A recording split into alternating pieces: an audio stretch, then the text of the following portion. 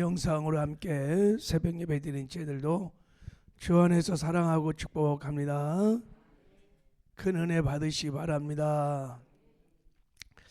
어제 새벽에 마태복음 24장은 마지막 때 일어나는 재림의 징조를 예수님이 말씀하신, 그래서 재림의 장이라고 합니다. 재림의 장. 앞으로 마지막 종말의 역사는 마태복음 24장에 예언한 말씀대로 앞으로 역사는 그렇게 전개가 될 것입니다. 그런 면에서 마태복음 24장은 주님의 재림을 알려주는 시계와 같아요. 그러니까 마태복음 20장 같은 말씀들은 잘 봐야 돼. 시계 보듯이. 그리고 하나님의 구속의 역사를 이뤄가신 하나님의 스케줄이 하나님의 시간표예요. 그래서 이 말씀들을 우리가 깊이 명심하고 이 말씀을 가지고 앞으로 일어나는 지구촌에서 그런 역사들을 해석하고 조명하고, 그런 우리가 시대를 바르게 분별하게 될 줄 믿습니다. 그래야 우리가 주님의 재림을 준비할 수 있습니다. 깨어 마지막 때 사명을 감당할 수 있습니다. 그래서 굉장히 사실은 중요한 말씀이에요. 자, 우리 이런 관점으로 마태복음 24장을 한번 우리 상고해 보자고 말씀을 드렸습니다. 자, 주님이 가르쳐 준 첫 번째 재림의 징조는 사람의 미혹입니다. 미혹. 자, 4절을 한번 읽겠습니다. 시작. 주께서 대파 이르시되 너희가 사람의 미혹을 받지 않도록 주의하라. 첫 번째 주님께서 종말의 징조로 말씀하신 것이 미혹, 이게 속임수란 뜻. 속임수. 잘못되고 왜곡된 말씀들로 인하여 많은 사람이 구원의 길에서, 천국 가는 생명의 길에서 이탈될 것이다. 벗어나게 될 것이다. 그러니까 믿음과 신앙이 변질되고 영혼의 멸망이 일어난다는 거예요. 배우는 건 누가 있을까요? 마귀가 있는 거예요. 마귀가 광명의 천사같이 사람들 통해서 많은 미혹을 한다는 것입니다. 어떤 미혹이 마지막 때 있을까? 대표적인 것은 다른 복음, 잘못된 구원론을 가르쳐서 사람들을 천국까지 못하게 할 거예요. 그냥 예수만 믿으면 다 되는 거야. 그냥 뭐 죄와 구별된 거룩한 삶도 살 필요 없이 말씀대로 살아도 뭐 그런 거 별로 관심이 없어. 그냥 때가 되면 언젠가 그냥 천국 가겠지. 이런 은혜주의 미혹이 굉장히 마지막 때 가면 팽배할 것입니다. 그러니까 막 죄와 싸우되 피까지 싸우고 거룩한 삶을 살아내고 충성된 삶을 살아내고 말씀을 지켜 행하려고 막 하는 행함 있는 삶 믿음들이 다 사라진다는 거예요. 마지막 때가 되면 다 미혹이에요. 미혹, 엄청난 미혹이에요. 그리고 마지막 때는 잘못된 종말론에 대한 미혹도 굉장히 많을 겁니다. 극단적인 종말론자들. 또 반대로 주님의 재림 이런 게 전혀 관심이 없는, 무시하는 이런 미혹도 많고, 그리고 가장 큰 미혹은 교회와 성도들이 세속화되는 것입니다. 예수를 믿는 목적을 바꿔버리는 거예요. 여러분, 이때 미혹이라는 것은 그냥 세상에서 출세하고 성공하고 세상에서 잘 먹고 잘 살고 재밌게 사는 것이 최고지, 우리의 신앙의 목적 자체를 변질시키는 거예요. 여러분, 우리 신앙의 목적은 이 세상에서 사명 잘 감당하다가 예수 닮아가는 성화를 이루어서 마침내 천국 가는 것을 믿으시기 바랍니다. 근데 거기에 목적을 두지 않고 그냥 이 세상에서 어떻든 잘 먹고 잘 살고, 여기서 이게 무서운 미혹입니다. 여러분, 기독교가 이 땅에 세워진 이후 기독교는 핍박의 종교였습니다. 엄청난 핍박이 있었습니다. 기독교는 여러분 순교의 역사였습니다. 다른 종교에는 그런 게 없습니다. 이게 생명의 종교이기 때문에. 근데 마지막 때 핍박보다 더 무서운 게 뭐냐면 이 유혹이에요. 유혹. 수십 배 더 무서운 게 이 유혹입니다. 핍박은요, 교회가 핍박을 받으면요 믿음이 오히려 견고해질 수 있어요. 환난을 당하면 당할수록 믿음이 더 견고해지고 신앙이 더 새로워져요. 근데 반대로 마지막 때 이렇게 핍박으로 막 하는 게 아니라 미혹을 한단 말이죠, 마귀가. 그래서 하나님 나라에 대해서는 전혀 생각이 없어. 세상에만 관심, 세상에서. 그래갖고 세상 멸망할 때 같이 멸망하게 하려는 것이 이 미혹의 목적이에요. 여러분, 실제 주님께서 마지막 때를 얘기하시면서 이 미혹을 계속 경계하셨습니다. 마지막 때는 노아와 롯의 때와 같다 하시면서 마지막 때 사람들이 먹고 마시고 시집가고 장가고 팔고 사고 집을 짓고 다, 그래서 멸망 다음 날까지도 그렇게 했다는 거예요. 이게 잘못됐다는 뜻이 아니라 세상에 푹 빠졌다는 거예요. 이걸 미혹이라 그러는 것입니다. 세속화라 그래요. 세속화. 그래서 누가복음 21장에 보면 너희는 스스로 조심하라. 그렇지 않으면 방탕함과 술취함과 생활의 열매로 마음이 둔하여지고 뜻밖의 그날이 덕과 같이 너희에게 임하리라. 이날은 온 지구상에 거하는 모든 사람에게 임하리라. 이러므로 너희는 장차 올 이 모든 일을 능히 피하고 인자 앞에 서도록 항상 기도하며 깨어 있으라 하시느니라. 여러분, 이 미혹을 받으면 우리 마음이 다 세상에 가 있단 말이죠. 그러니까 주님의 재림이 덕과 같이 임한다는 거예요. 이게 미혹이에요. 이게 무서운 거예요. 이제 앞으로 여러분 우리나라를 포함하여 막 이렇게 막 사람을 죽이고 예수 믿는다고 그런 핍박은 그렇게 많지 않을 거예요. 7년 때 환난 때가 아니라면 더 무서운 미혹이 교회 안에 툭 들어와 갖고 사람들의 마음이 온통 이제는 다 세상에 빠져 있어요. 세상에 이런 거 천국 재림 이런 게 별 관심이 없어요. 그 열정들이 다 식었어. 이게 여러분 미혹이에요. 지금 여러분 얼마나 많은 사람이 미혹에 빠졌는가. 이게 여러분 재림의 징조야. 징조. 마지막 때 징조래. 내가 올 때 믿음을 보겠느냐 그러는 거예요. 인자가 올 때 믿음을 보겠느냐. 믿음이 다 흔들려. 다 파산되고 배도하고 모이기에 힘쓰지 않고 다 이게 마지막 때 일어나는 미혹의 형상들이. 그러니까 이런 거를 자연스럽게 받아들이면 안 돼요. 우리가 미혹되어서 그렇다는 것을 깨닫고 분별하여 대적하고 말씀으로 돌아가고 깨어 기도해야 되고. 할렐루야. 이게 주님이 재림의 징조를 우리에게 말씀하시는 이유인 것입니다. 자, 이제 두 번째 주님께서 재림의 징조로 가르쳐 준 것이 이단의 미혹입니다. 자, 우리 5절을 한번 읽어보도록 하겠습니다. 5절 시작. 많은 사람이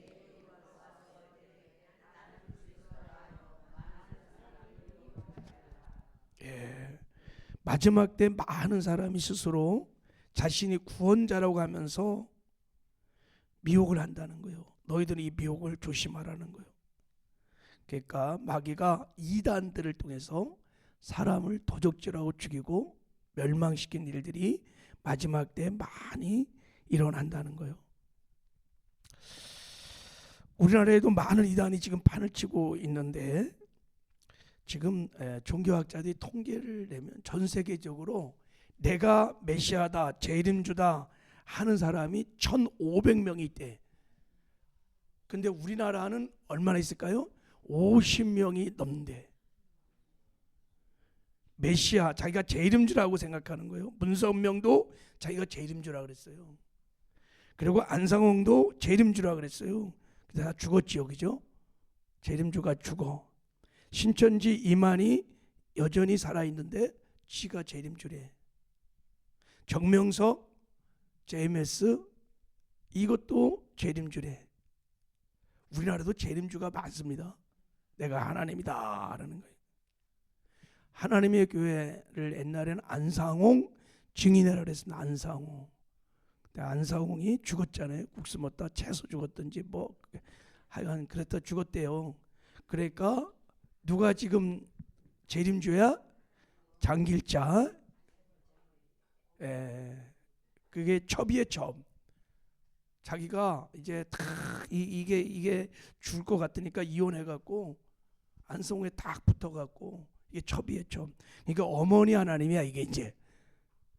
안상홍은 아버지 하나님이 이제 자기가 여자가 이제 재림주가 되니까 어머니 하나님으로 뒤집어갖고. 근데도 그 밑에 국내는 40만, 해외는 60만, 100만이. 근데요, 그 중에 90%가 다 누굴까요? 기존에 교회 다니는 사람들이. 안상훈 증인의 90%가 다 기존에 교회 있는 사람들이. 뭐를 말하는 거예요? 미혹당했다. 다 미혹당했다. 이런 것이 뭐를 말하고 있냐면 지금이 마지막 때라는 것을 말해주고 있는 거예요. 이만희 따른 자가 거의 30만 가까이 됩니다.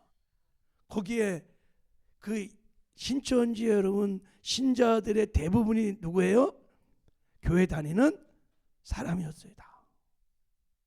신천지는 아주 의도적으로 교회 와서 포교 활동을 합니다. 엄청난 미혹이 된 거예요. 생명길, 천국 가는 의의 길 걷다가 다 이탈한 겁니다. 이게 마귀의 흉악한 계계입니다. 내적으로 교회 안에 이런 미혹도 무섭지만 밖에서는 이단 사상들의 이 미혹도 마지막 때는 굉장히 무서워요. 마귀도 자기 때가 얼마 남지 않아서 계속해서 미혹을 할 것입니다. 우리가 잘 분별하여 대적하고 이겨야 될 줄 믿습니다. 그리고 다음 세대들, 우리 자녀들을 위해서 정말 기도하고 이들을 지켜야 합니다. 우리는 부흥을 경험한 사람들입니다. 그래서 우리의 믿음은 산 믿음들이에요. 다 체험신앙을 갖고 있다고요. 우리 자녀 세대들은 그런 부흥을 경험해 본 적이 없어요. 그러니까 믿음이 견고하지 않아요. 그냥 다 넘어가는 거예요. 특히 마지막 때를 살아가는 이 엄청난 세상의 미혹도 있고 마귀의 이 이단 사상을 통한 미혹도 있어요.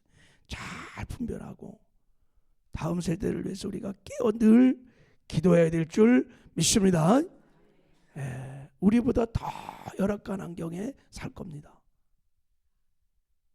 얼마나 미혹이 노출되어 있는지 모릅니다. 유혹이 얼마나 많은지 모릅니다.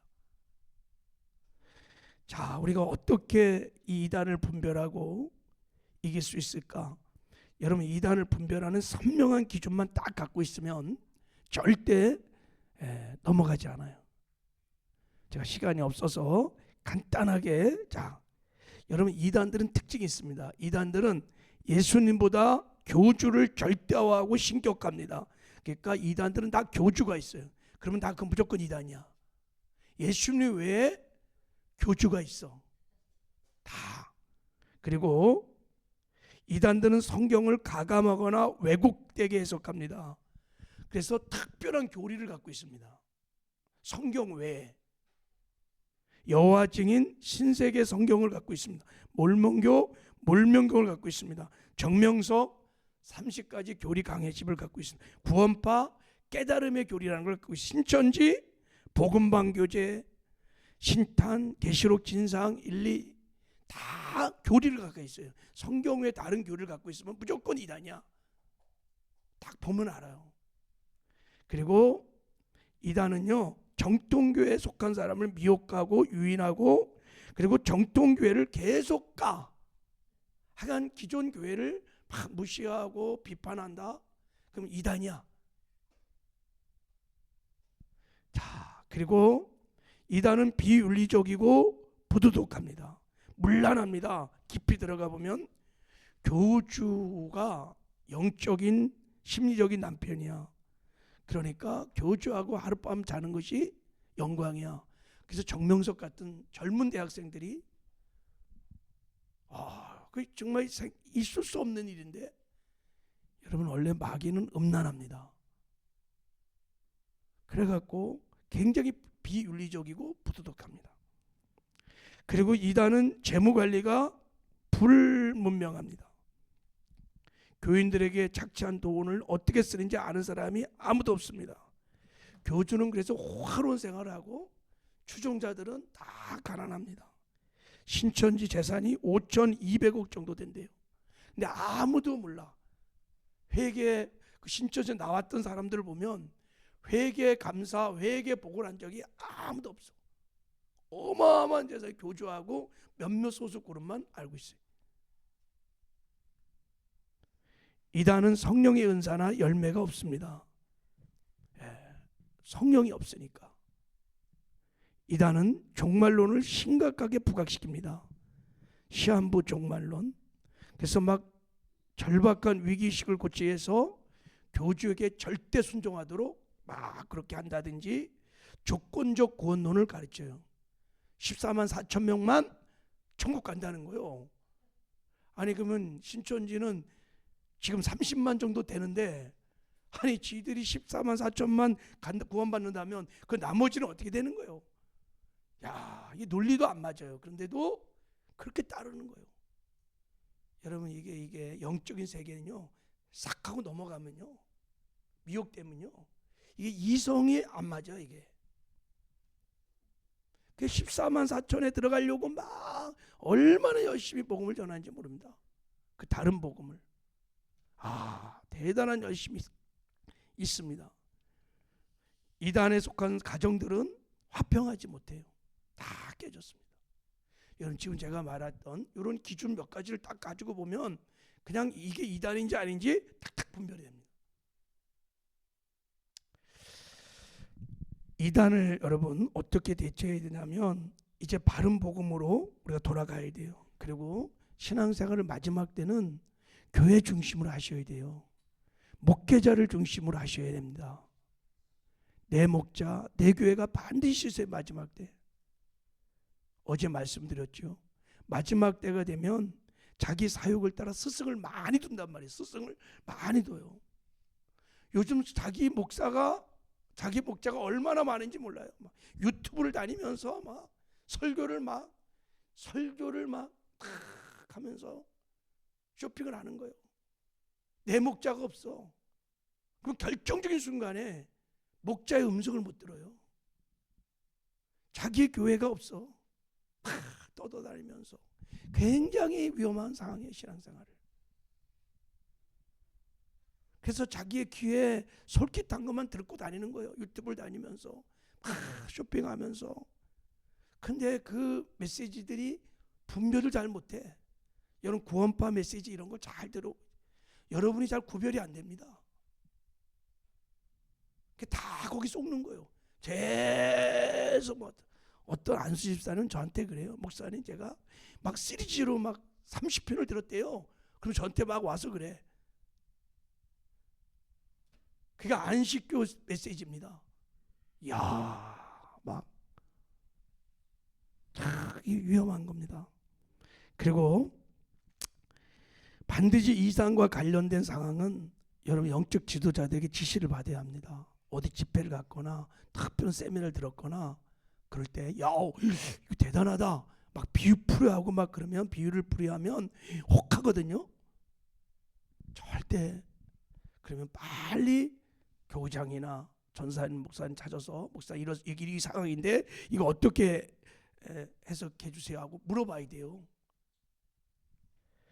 그리고 이단 교리가 인해서 빠져서 막 고민하고 갈등하는 사람은 적극적으로 우리가 선도해야 합니다. 근데 성경은 이단에 푹 빠졌어. 그러면 이제 버리라 그래요. 교제하지 말라고. 이단에 속한 사람을 한두 번 훈계한 후에는 멀리 하라 그래요. 이단은 암세포 같은 존재예요. 제거하라는 거예요. 교회를 더럽히지 않도록. 완전히 거기가 세뇌가 됐다, 빠졌다 그러면 출교야.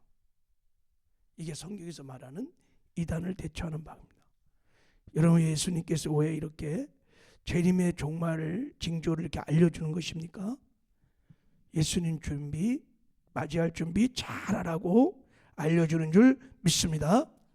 예수님이 도적처럼 오기 때문에 그런 거예요. 도적처럼 오기 때문에 그런 거예요. 아무도 생각하지 않을 때 도적적으로 주님이 오십니다. 주님 말씀하셨어요. 주의 날이 밤에 도적같이 이룰 줄 너희 자신이 자세히 알미라. 너희가 평안하다 안전하다 할 그때 잉태된 여자에게 애산의 고통이 이른같이 멸망이 홀련히 저에게 이르니 결단코 피하지 못하리라. 여러분, 주님의 재림은 다 모든 사람들이 평안하다 안전하다, 정말 주님이 올 것을 정말 알았다면 누가 여러분 맞이하지 않겠어요? 주님의 재림은 도둑처럼 온다는 거예요. 그러니까 깨어서 준비하라고 주님이 우리에게 재림의 징조들을 가르쳐주고 있는 줄 믿습니다. 늘 깨어서 기도하며 여러분 신부단장 잘해서 주님 맞이할 준비 잘하시고 무엇도 복음을 담대하게 전해서 다시 오실 예수님의 길을 예비하는 저와 여러분 되기를 주님의 이름으로 축복합니다. 하나님 아버지,